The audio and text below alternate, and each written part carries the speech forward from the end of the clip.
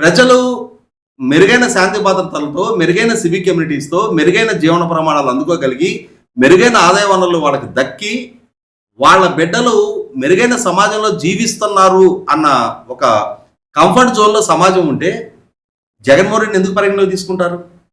కాబట్టి ఎలా అయినా సరే ప్రభుత్వం సంకల్పిస్తున్న ఈ లక్ష్యాలను చేరుకోకుండా అడ్డుకోవాలి అనంటే, ఈ పారిశ్రామిక పెట్టుబడులు రాకుండా చేయాలి అనంటే, రాష్ట్రంలో శాంతి భద్రతలు లేవు అనే స్థితి కల్పించాలి. పెట్టుబడిదారులను బెదిరించే ప్రయత్నం చేయాలి.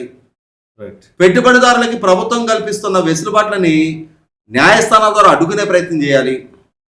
ఎలా అయినా సరే చంద్రబాబు నాయుడు గారిని, ఎన్డీఏ కూటమిని, ప్రభుత్వాన్ని ప్రజలలో ఒక డిఫాల్టర్గా చిత్రీకరించాలి.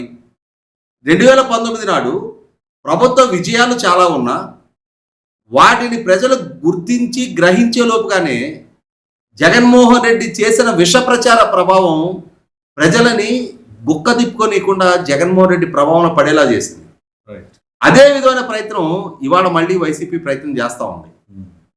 ఎలా అయినా సరే ఏదో రకమైన ఆటంకాలు సృష్టించాలి, పారిశ్రామిక పెట్టుబడులను అడ్డుకోవాలి.